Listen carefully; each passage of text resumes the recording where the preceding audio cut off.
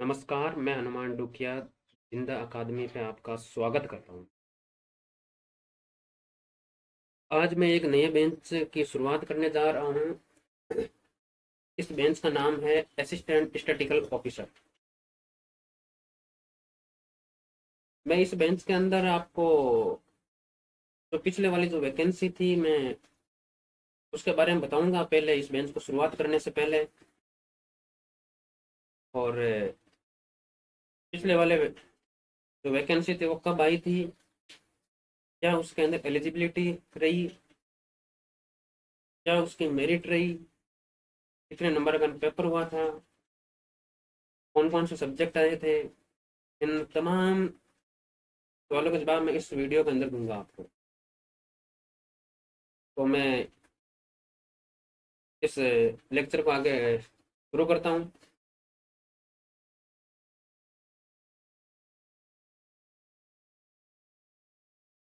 बात करता हूँ जो पिछले वाली जो वैकेंसी थी वो 2021 के अंदर आई थी।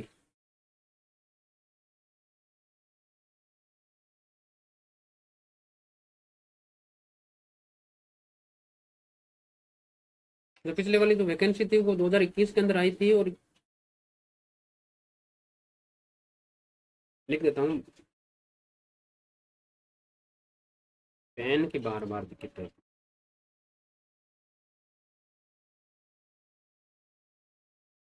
लिख देता हूँ मैं, जो भर्ती थी वो 2021 की थी। और ये जो 2021 की जो वैकेंसी थी तो ये प्लानिंग डिपार्टमेंट ने करवाई थी। एक और डिपार्टमेंट करवाता है, एग्रीकल्चर डिपार्टमेंट वाला भी एएसओ की भर्ती भर्ती में करवाता है। तो उसकी वैकेंसी अभी आ रखी है। तो मैं उसका इस वीडियो के अंदर जिक्र नहीं करूंगा। मैं जिक्र ओनली फॉर प्लानिंग डिपार्टमेंट वाली जो वैकेंसी है मैं उसी का जिक्र करूंगा। तो ये वैकेंसी 2021 के अंदर आई थी। और जब ये वैकेंसी आई थी तब इसमें पोस्ट थी वो 218 पोस्ट थी। ये 218 पोस्ट दो कैटेगरी में डिवाइडेड हो गई थी। एक टीएसपी के अंदर हो गई थी, एक नॉन टीएसपी के अंदर हुई थी। नॉन टीएसपी के अंदर, तो टीएसपी के अंदर जो पोस्टें आई थी ये 15 पोस्ट आई थी। और जो नॉन टीएसपी के अंदर जो पोस्टें आई थी ये आई थी 203 पोस्ट आई थी। मैं इन 203 पोस्टों को आपको अलग अलग कैटेगरी वाइज बताऊंगा कि कौन सी कैटेगरी में कितनी कितनी पोस्टें आई थी। तो मैं इसी स्लाइड में शायद सेटल हो जाएगी। इसी स्लाइड में देख लेता हूँ मैं। थोड़ा नई स्लाइड लेता हूँ मैं।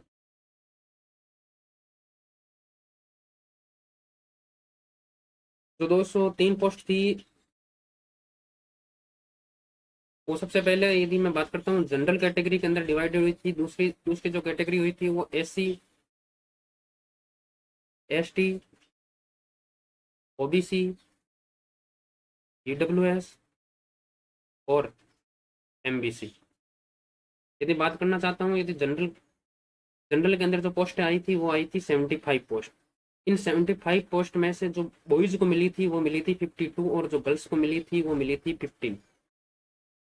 प्लस में ये रिजर्वेशन की वजह से जो एक्स्ट्रा थी वो प्लस में। जो एससी में जो सीट आई थी वो आई थी 32 और बॉयज को मिली थी 23 और जो गर्ल्स को मिली थी एक्स्ट्रा वो 7 मिली थी। और बात करता हूँ मैं एसटी के अंदर जो सीटें आई थी वो 24 आई थी। और 24 में से जो बॉयज को मिली थी वो 17 मिली थी और गर्ल्स को मिली थी वो 5। ओबीसी के अंदर 42 सीट आई थी। 42 में से जो बॉयज को मिली थी वो 30 सीट मिली थी और जो गर्ल्स को मिली थी वो 9 सीट मिली थी। बात करना चाहता हूँ मैं ईडब्ल्यूएस के अंदर। ईडब्ल्यूएस के अंदर जो सीटें आई थी वो 20 आई थी और बॉयज को मिली थी 14 सीट और गर्ल्स को मिली थी 5 सीट। और एमबीसी के अंदर जो सीटें आई थी वो 10 सीट आई थी और बॉयज को मिली थी वो 7 सीट मिली थी और गर्ल्स को मिली थी 2 सीट। ये आपके पास मतलब अलग अलग कैटेगरी वाइज जो 203 पोस्टें हैं उनका अलग अलग कैटेगरी वाइज डिवाइडेड इस प्रकार से हुआ था। और जो ये बॉयज के अलावा जो यदि मैं बॉयज की टोटल करूंगा तो शायद टोटल पोस्ट होती है अप्रोक्सीमेट 43, 143। और जो बाकी पोस्ट है वो गर्ल्स को रिजर्वेशन की वजह से और जो अदर जो कैटेगरी है वो रिजर्वेशन की वजह से उनको डिवाइडेड कर दिया गया था अलग। जो स्पेशल कैटेगरी है उनके अंदर, शायद जनरल के अंदर भी स्पेशल कैटेगरी के अंदर शायद 2 या 3 सीट आई थी, इसी प्रकार अलग अलग कैटेगरी के अंदर आई थी सीटें। ये तो हुई कैटेगरी वाइज डिवाइडेड इनका, कि जो पिछली बार जो वैकेंसी आई थी 218 में से 203 पोस्ट रहे थे, और 203 पोस्ट में से जो बॉयज के पास रहे थे वो 143 पोस्ट ही बची थी। तो अब मैं बात करना चाहता हूँ इस पोस्ट की एलिजिबिलिटी, आपके पास मतलब इस पोस्ट की एलिजिबिलिटी क्या है। तो इस पोस्ट की जो एलिजिबिलिटी है वो, तो एलिजिबिलिटी की मैं बात करना चाहता हूँ, तो क्या एलिजिबिलिटी के अंदर आपके क्वेश्चन आएगा कि सारे जो बेरोजगार हैं वो सारे के सारे फॉर्म फिल कर सकते हैं, तो इसका उसका जवाब आता है कि नो। सारे के सारे मतलब सारे के सारे अखंड बेरोजगार, सारे बेरोजगार फॉर्म नहीं भर सकते।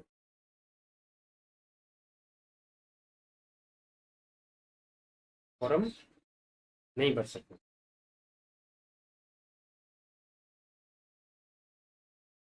सारे बेरोजगार फॉर्म में नहीं भर सकते, तो फॉर्म भरेगा कौन कौन, क्वेश्चन ये भी तो है। तो जो इसके अंदर जो फॉर्म भरेगा वो, जो उसके एजुकेशन एंड क्वालिफिकेशन है वो पीजी होनी चाहिए, पोस्ट ग्रेजुएट। अब पोस्ट ग्रेजुएट तीन तीन सब्जेक्ट के अंदर होनी चाहिए, सॉरी 4 के अंदर, मैथमेटिक्स के अंदर, और स्टेटिस्टिक के अंदर, और इकोनॉमिक के अंदर, और जो चौथा है वो है कॉमर्स, चौथा है कॉमर्स। इन चारों के अंदर जिन्होंने पोस्ट ग्रेजुएशन कर रखी है वही इसके अंदर एलिजिबल है, क्लियर बात। और इसके अलावा एक भी बेरोजगार एलिजिबल नहीं है इसके अंदर, फॉर्म भरने के अंदर। एग्जाम में डिस्क्वालीफाई होते हैं वो आगे की बात है, पर फॉर्म भरने के अंदर भी आप एलिजिबल नहीं हो। यदि आपके पास पोस्ट ग्रेजुएशन इन 4 सब्जेक्ट में कर रखी है तो आप इस फॉर्म भरने के एलिजिबल हो, अदरवाइज आप फॉर्म भरने के भी एलिजिबल नहीं हो। और इन 4 सब्जेक्ट के अलावा जो पोस्ट ग्रेजुएट के लिए ये 4 सब्जेक्ट चाहिए, प्लस इनके अलावा जो आपको कंप्यूटर नॉलेज के लिए एक RACIT कोर्स मांगा है। हाँ, हालांकि ये राजस्थान वालों के लिए, यदि आउट ऑफ मतलब आप सेंटर में, जरूरी नहीं है कि आपने मतलब सेंटर के अंदर हो और कोई भी कंप्यूटर कोर्स कर रखा हो वो भी एलिजिबल है। यदि इन 4 सब्जेक्ट में पोस्ट ग्रेजुएशन है और आपने सेंटर का कोई भी कंप्यूटर कोर्स कर रखा है तो वो भी आप इसके अंदर एलिजिबल हो। ये साफ सट नोटिस के अंदर लिखा था, जो एडवर्टाइजमेंट आया था उसके अंदर क्लियर लिखा गया था कि आपने सेंटर के अंदर ही आते हैं ये, जो भी CCC, O लेवल, ये सारे जो कंप्यूटर कोर्स है ये सेंटर के अंदर आते हैं और ये सारे के सारे एलिजिबल है। और RACIT वाले तो बोलना ही क्या, इनको तो कोई भाई का लाल ही नहीं है जो बाहर निकाल दे। और जो अब की बार जो क्या ये मतलब एलिजिबल करेंगे, ये एलिजिबल, जो भी एलिजिबल करेंगे वो नया जो एडवर्टाइजमेंट आएगा मैं उसके बारे में बता दूंगा। ये जो एडवर्टाइजमेंट जिक्र कर रहा हूँ ये पिछले साल का जो एडवर्टाइजमेंट है उसके बारे में जिक्र कर रहा हूँ। तो इसके अंदर मैंने आपको जो एलिजिबिलिटी है वो बता दी थी। ये बता दिया था कि सारे बेरोजगार फॉर्म नहीं भर सकते, और ना ही मतलब सारे सारे कंप्यूटर कोर्स, हालांकि वहाँ पर दिखाया हुआ है वो वही है। ऐसे नहीं है कि मतलब जो गली के अंदर कोई भी मित्र खोल रखा है और उसने कंप्यूटर कोर्स करवा दिया और आपके पास वो पन्ना दे दिया और आप बोल दोगे कि भाई मेरे पास तो पन्ना है, क्या मैं एलिजिबल हूँ। तो वो 2021 वाला जो एडवर्टाइजमेंट है उसके अंदर देख लेना, मतलब वो तो खैर वो 2021 वाला काम नहीं आएगा, जो काम आएगा वो 2022 का आएगा। कि 2022 के अंदर जो एडवर्टाइजमेंट के अंदर जो ये RPSC है वो क्या क्या मांगती है, क्या मापदंड रखते हैं, कौन कौन से बंदों को लेगी, ये सारी चीज़ें काम आएगी। अब मैं आगे बात करता हूँ इसकी एलिजिबिलिटी के बाद बात करने की कोशिश करता हूँ मैं। तो ये पेपर, जो भी पेपर का फॉर्मेट है वो क्या है। पेपर का फॉर्मेट की यदि बात करना चाहता हूँ तो पेपर का फॉर्मेट आपके पास 100 नंबर का आएगा। पेपर का फॉर्मेट है वो आपके पास मतलब 100 नंबर का आएगा और 100 ही क्वेश्चन आएंगे, 100 क्वेश्चन आएंगे, तो 100 नंबर, 100 क्वेश्चन। अब इन जो मार्क को है वो मार्क को दो हिस्सों में बांट दिया गया है। एक आपके पास जीके रहेगा, दूसरा दूसरे अंदर आपके पास मतलब सब्जेक्ट रहेंगे। सब्जेक्ट के अंदर कौन कौन से रहेंगे? एक मैथमेटिक्स रहेगी, एक आपके पास स्टेटिस्टिक रहेगी, दूसरा जो तीसरा जो रहेगा वो इकोनॉमिक रहेगी, और जो चौथा रहेगा वो रहेगा आपके पास कंप्यूटर। चौथा रहेगा वो कंप्यूटर। जैसे आपको राइटिंग लग रही होगी कि जैसे कोई मकोड़ा मतलब चला है यहाँ पे, है ना? कि राइटिंग क्या है कि इस पेड के ऊपर अभी लिखने की इतनी हैबिट नहीं है, तो इस वजह से मतलब थोड़ी डिसमिस हो रही है राइटिंग। तो अब मैं इनके डिवाइडेड करता हूँ तो मतलब जो जीके आएगा वो आएगा 30 नंबर का, और जो सब्जेक्ट आएंगे वो आएंगे 70 नंबर के। अच्छा, अब इन 70 नंबर में भी 70 नंबर को जो आरपीएससी है वो अलग अलग डिवाइड करती है। आरपीएससी मैथ होती है वो 10 नंबर की मानिए, 10 क्वेश्चन 10 क्वेश्चन पूछेगी। तो स्टेटिक्स है, तो स्टेटिस्टिक है वो आपके पास 30 नंबर की आएगी। इकोनॉमिक है वो आपके पास 20 नंबर की आएगी, और जो कंप्यूटर है वो आपके पास 10 नंबर की आएगी। मतलब नंबर बोल दो, क्वेश्चन बोल दो, दोनों एक ही बात है। टोटल आपके पास 70 हो जाएंगे। अब क्वेश्चन ये आता है कि क्या सर मतलब ये इकोनॉमिक है वो ऑल इंडिया की इकोनॉमिक आएगी या हमारा राजस्थान राजस्थान की आएगी? तो ये इकोनॉमिक है वो राजस्थान की आएगी। इकोनॉमिक राजस्थान, जीके भी राजस्थान। राजस्थान का जीके हार्ड है, ये स्टूडेंट को पसीने ला देता है। जीके याद करते हैं हालत खराब हो जाती है राजस्थान का जीके।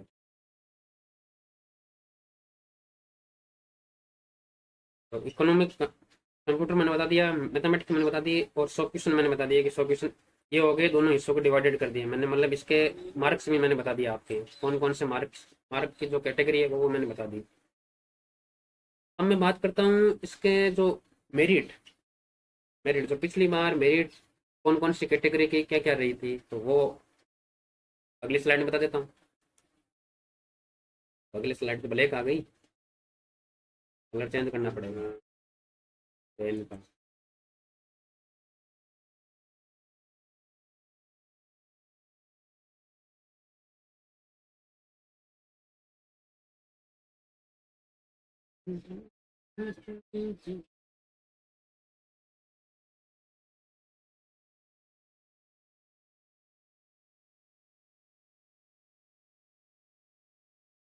तो मैं बात करता हूँ मतलब पिछली बार रिजल्ट क्या रहा था, मतलब लास्ट फाइनल मेरिट क्या गई थी। रिजल्ट की बात करता हूँ तो एक साइड में 2 गुने की लिखूंगा, एक साइड में फाइनल लिखूंगा। तो जो जनरल है वो गई थी, वो 61 गई थी 2 गुने की, और जो फाइनल मेरिट गई थी वो 64 पॉइंट कुछ गई थी, 24।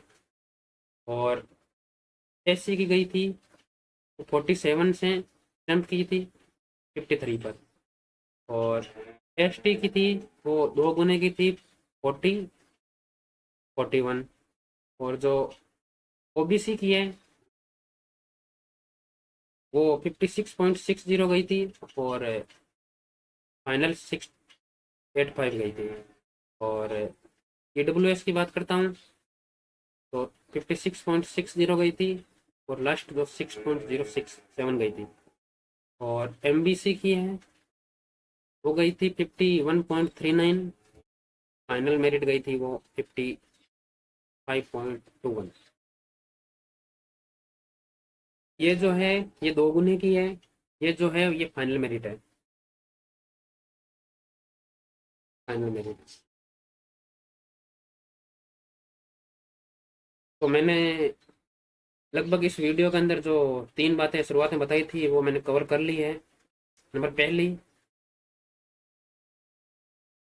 इसका वैकेंसी कौन करवाती है? इसकी वैकेंसी आरपीएससी करवाती है। और जो दूसरी है, इसकी वैकेंसी कौन करवाती है? वैकेंसी करवाती है आरपीएससी। और ये कौन कौन से डिपार्टमेंट, सबसे पहले ये कौन कौन से डिपार्टमेंट करवाती है? तो ये प्लानिंग और एग्रीकल्चर डिपार्टमेंट करवाता है। आरपीएससी एग्जाम कंडक्ट करवाती है। फिर मैंने इसके बाद बताया था कि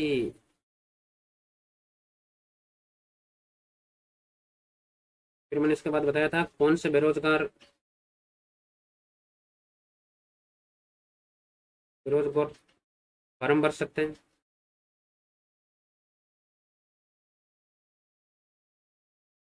और फिर मैंने बताया कि बेरोजगार की योग्यता क्या होनी चाहिए।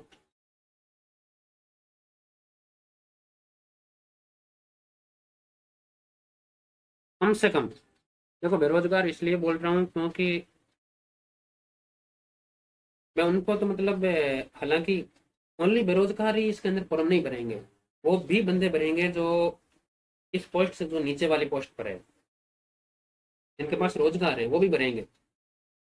हालांकि मैं इसमें ये भी लिख सकता हूँ कौन से स्टूडेंट फॉर्म भर सकते हैं, पर मैं, ये जो अकादमी है ये एक्चुअली उन बेरोजगारों के लिए बनाई गई है कि भाई वो इस प्लेटफॉर्म के जरिए मतलब ये जो मैं सब्जेक्ट पढ़ाऊंगा वो पढ़ सकते हैं, तो उनका एक्स्ट्रा खर्चा आए वो खर्चा ना आए। जो मैं यहाँ पर सब्जेक्ट पढ़ाऊंगा वो फ्री ऑफ कॉस्ट रहेगा, इसलिए मैं यहाँ पर ये बेरोजगार बोल रहा हूँ। वरना रोजगार भी भरते हैं इसमें फॉर्म, ऐसी बात नहीं है। और फिर मैंने इसकी बताई थी कि मेरिट क्या गई थी।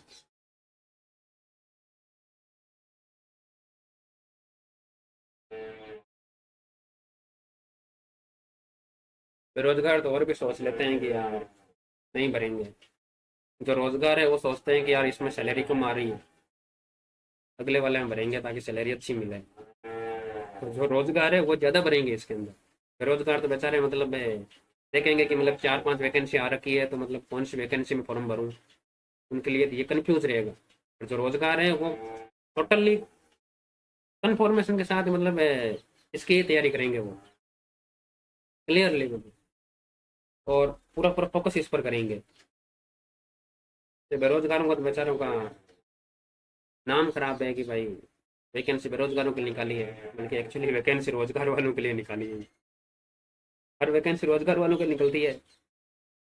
अभी एक एग्जांपल देता हूँ, मतलब जो पीछे वाली असिस्टेंट, सॉरी, स्टेटिस्टिकल ऑफिसर वाली जो भर्ती आई थी, तो इसके अंदर रोजगार ज़्यादा थे, मतलब बेरोजगार भी थे पर रोजगार भी ज़्यादा थे। तो वहां पर देखता हूँ तो मैं एक रूप से देखो तो ये मतलब पर्टिकुलर तो उन्होंने रोजगार वालों के लिए आई है वैकेंसी, क्योंकि जम के तो वही तैयारी की थी। वरना 4 मंथ के अंदर कौन सा लाए बेरोजगार है। हाँ, प्रैक्टिस करता है, कर ट्राई तो करता ही है, लास्ट में वैकेंसी निकालता ही है, पर 15 या 20% होती है जो शुद्ध बेरोजगार किसी वैकेंसी को निकालते हैं। बाकी जो ये हायर पोस्ट होती है उनको रोजगार वाले ही उड़ा ले जाते हैं। कोई भी ले लो, आज आरएस की ले लो, आईएएस की ले लो, आप उनको बैकग्राउंड देखोगे तो वो कहीं ना कहीं मतलब पहले से ही एडजस्ट है। ऐसा नहीं है कि मतलब वो पर्टिकुलर इसी की तैयारी कर रहे हैं। फिर भी ये एएसओ दौर भी मतलब छोटी है, बड़ी पोस्ट है। आप असिस्टेंट प्रोफेसर की ले लो, यदि मैं एवरेज निकालूं तो मतलब जो रोजगार है वो ज़्यादा इसके अंदर इन्वॉल्व हो रखे हैं। खैर, सबकी अलग अलग इच्छा होती है।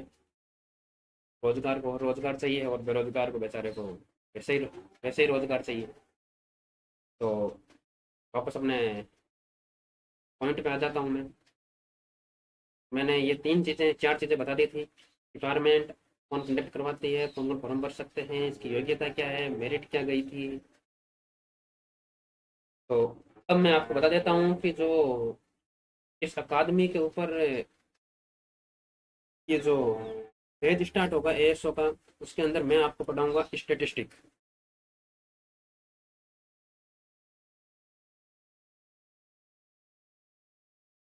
और ये स्टेटिस्टिक ओनली फॉर एएसओ से रिलेटेड ही होगी।